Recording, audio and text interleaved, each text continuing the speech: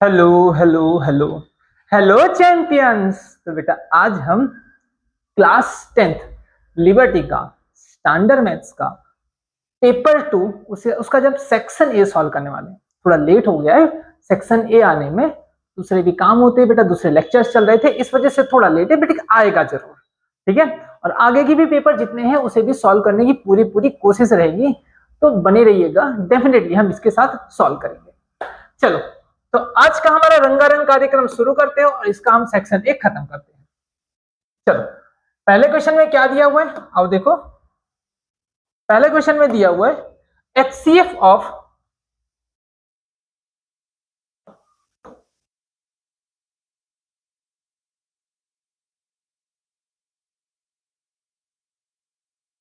HCF of 12 and 18, इसका HCF निकालना है। तो 12 का फैक्टर हो गया 6 2 जा और 18 का फैक्टर हो गया 6 3 जा, तो ये 6 जो हो गया वो कॉमन है, तो इसका HCF होगा 6। सेकंड क्वेश्चन क्या पढ़ते हैं, क्या दिया हुआ है, in the graph polynomial y is equal to this is given in the figure. Okay, find the number of zeros. Number of zeros मतलब x एक्सिस को कितनी जगह पे काटेगा। नंबर ऑफ जीरोस का मतलब क्या होता है बेटा, x एक्सिस को कितनी जगह पे काटेगा। भैया दो जगह पे काट रहा है, दिन दिन कितने जीरोस होंगे बेटा, दो जीरोस मिलेंगे। बोलो क्लियर है। चलो नेक्स्ट,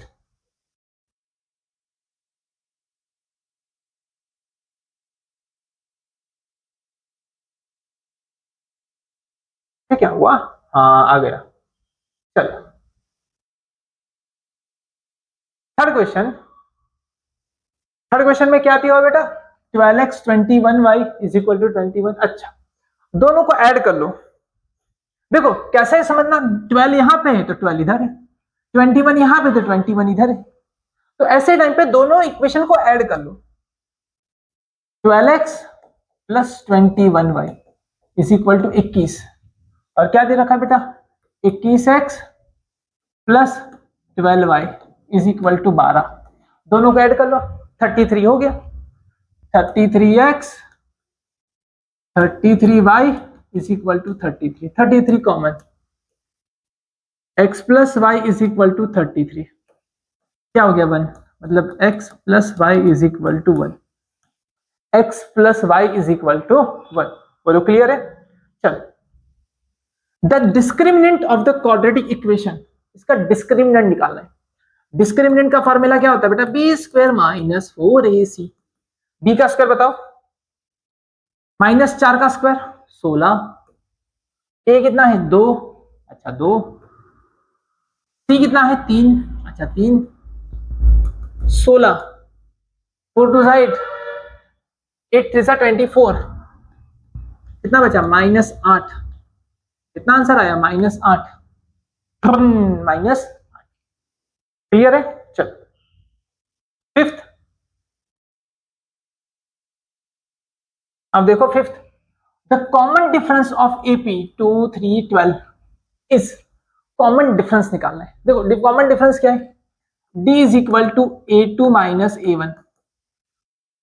7 में से 2 गया, कितना बचा, 7 में से अगर 2 जाएगा कितना बचेगा 5, है ना। चाहो तो आप 12 में से 7 निकाल लो, 12 में से अगर 7 निकालोगे तभी भी 5, डिफरेंस आएगा 5। कितना आएगा 5। बोलो क्लियर है।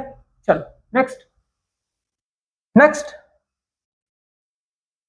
if two angles of one triangles are equal, if two angles of one triangles are equal to corresponding two angles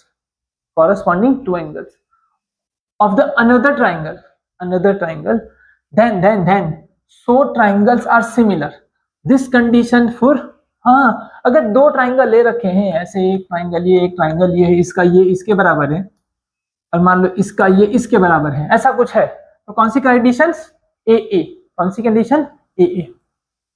चलो next, seventh question, the distance of any points from the Y axis.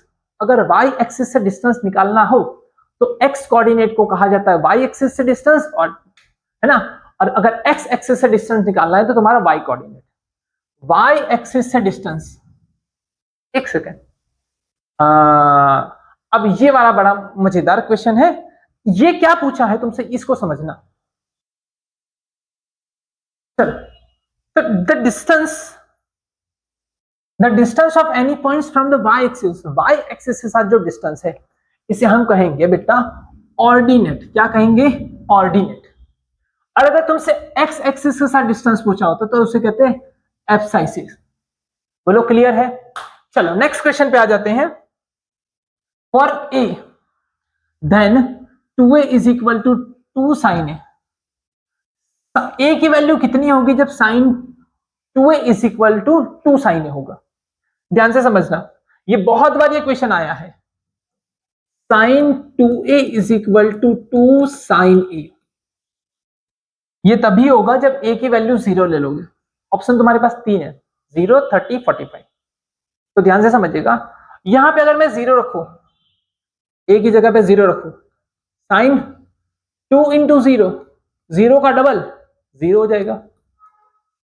और यहाँ पे sign 0, 0 की value भी 0 और इधर भी 0, मतलब तुम्हारा आंसर हो जाएगा सही। बोलो क्लियर है?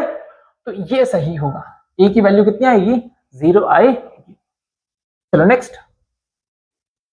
The point of intersection of circle, the point of intersection of circle and it's tangent is called. अगर इंटरसेक्शन ऑफ सर्कल, सर्कल का, ये सर्कल है, सर्कल ये है, सेंटर है, intersection circle and tangent, tangent and circle का जो intersection होता है उसे हम क्या कहते हैं बेटा? उसे हम कहते हैं पॉइंट ऑफ कांटेक्ट। क्या मेरी बातें क्लियर है? उसे हम कहते हैं पॉइंट ऑफ कांटेक्ट। जिस जगह पे सर्कल और टेंजेंट मिल रहे हैं उसे हम क्या कहते हैं? पॉइंट ऑफ कांटेक्ट कहते हैं। चलो अब 10th क्वेश्चन पे आओ। 3 एमसीक्यू और है।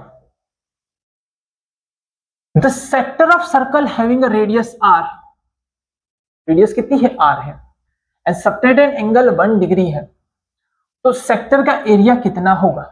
सेक्टर का एरिया पूछा है। एरिया का फॉर्मूला होता है pi R square theta divide by 360। Pi R square, angle है 1 डिग्री, डिवाइड बाय 360। कितना आया? Pi R square theta, pi R square divide by 360 होता है। बोलो क्लियर है? चलो नेक्स्ट क्वेश्चन पे आते हैं। Total surface area of exterior part of the test tube used in science laboratory. Science laboratory के अंदर जो टेस्ट ट्यूब यूज होती है, आओ देखते हैं। टेस्ट ट्यूब कभी देखिए कैसे दिखती है? ऊपर एक सिलेंडर होता है ना, और नीचे ऐसे होता है, हेमिस्फीयर होता है, अंदर से ऐसे हेमिस्फीयर होता है। कैसा होता है? ऊपर सिलेंडर होता है और नीचे हेमिस्फीयर ऐसे लगा हुआ है।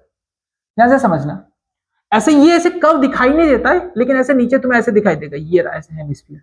बात समझ में आई? चलो, तो उसे थोड़ा स्पेसिफाई करने के लिए मैं ऐसे दिखा देता हूं, ये ऐसे। चलो, अब ये हो गया हाइट। क्या हो गया? हाइट। अब ये हो गया उसकी रेडियस आर, ये भी हो गया आर, है? इसका सरफेस हो गया 2 पाई आर एच, है? 2 pi R H, 2 pi R H, और इसका हो गया 2 पाई आर स्क्वायर। दोनों को ऐड कर लो, 2 pi R H plus 2 pi R square. चलो, 2 पाई आर कॉमन, अंदर हो गया एच प्लस आर। कितना हो गया? 2 पाई आर कॉमन, अंदर एच प्लस आर, अंदर एच प्लस आर। देखो इनके आंसर में एरर है, देख के चलना, इनके आंसर में एरर है। आंसर तुम्हारा ये आएगा 2 pi are, are plus H, ये वाला आंसर आएगा। ये इनके आंसर में एरर ये दे रखे, कौन सा दिया हुआ है? Pi are. हाँ, तो ये वाला गलत है, ये वाला गलत है, ये आंसर गलत है। ठीक है, इनके आंसर में एरर है। चलो नेक्स्ट।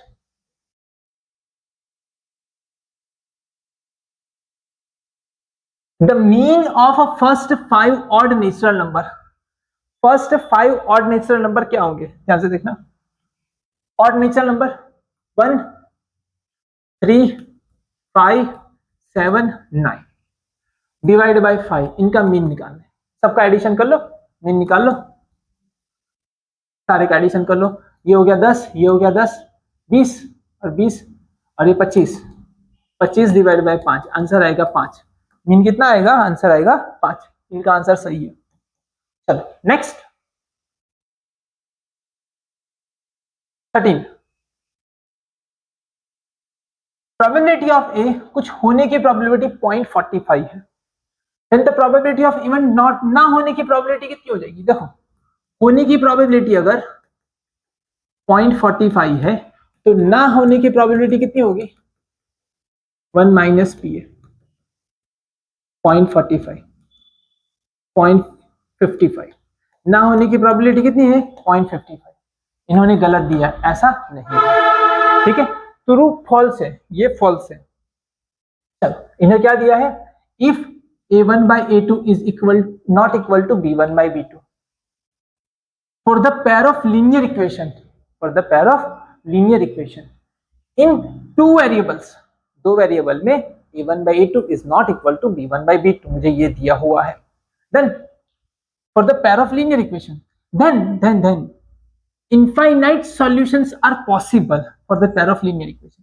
गलत बात है, अगर ये चीज होती है ना, इनफाइनाइट के लिए ये आता है a1 by a2 is not equal to b is equal to b1 by b2 है ना, और not equal to c1 by c2, ये होती है इंटरसेप्टिंग लाइन के पैरेलल लाइन, ये होती पैरेलल लाइन।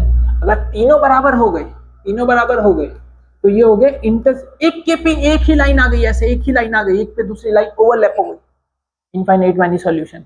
बट अगर ये बराबर ही नहीं है तो यूनिक सॉल्यूशन आएगा, क्या आएगा, यूनिक सॉल्यूशन। तो ये इसका आंसर आएगा यूनिक सॉल्यूशन, तो भी फॉल्स है। चलो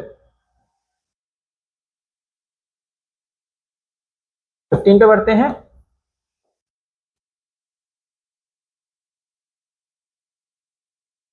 क्या दिया हुआ बेटा 15 में, B square minus 4ac is equal to 0। अगर बी स्क्वायर माइनस 4ac मतलब d 0 है, अगर d 0 है ना तो दोनों जीरोस की वैल्यू सेम होगी। Then quadratic equation has two reals and equal root, सही है, रियल रूट भी आएगा और इक्वल रूट भी आएगा भाई, तो ट्रू है।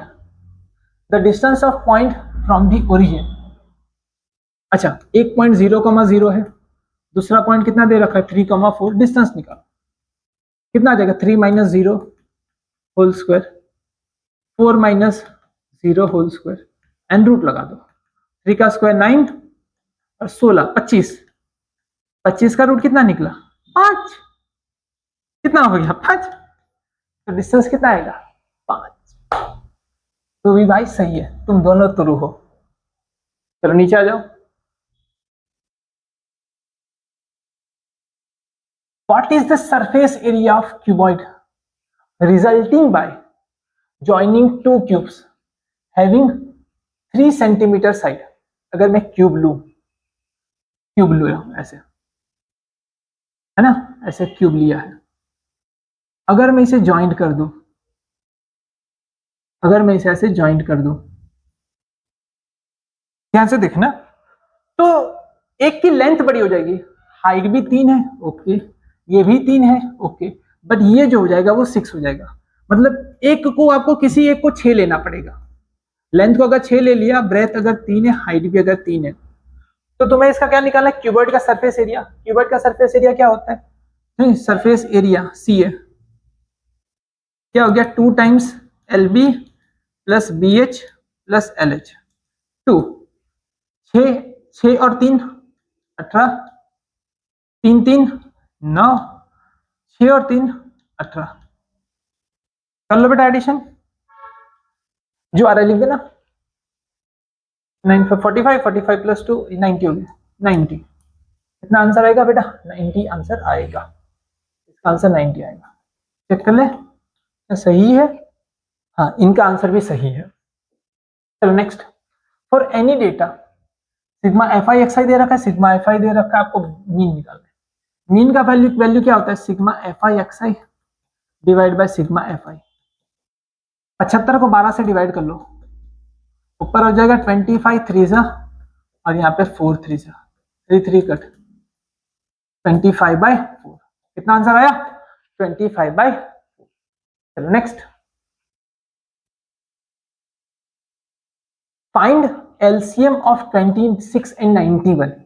आपको क्या करना है, एलसीएम निकालना है 26 एंड 91 का। अब देखिए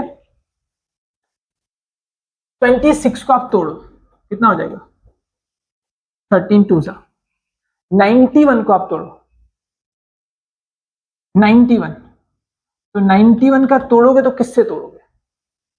91 को अगर तोड़ोगे तो किससे तोड़ोगे? सोचो, अपना दिमाग लगाओ। 91 13 से तोड़ोगे? क्या 13 से 91 टूटेगा?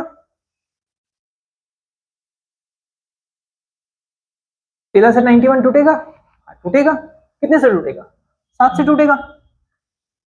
13 7, तो इसका एलसीएम हो गया 13 एक बार, 2 एक बार, 7 एक बार। 26 इंटू 7 कर लो, आपका जो आंसर आता है वो लिख देना। आंसर कितना आ रहा है? 19 का 182। 182 हो गया। इजी है।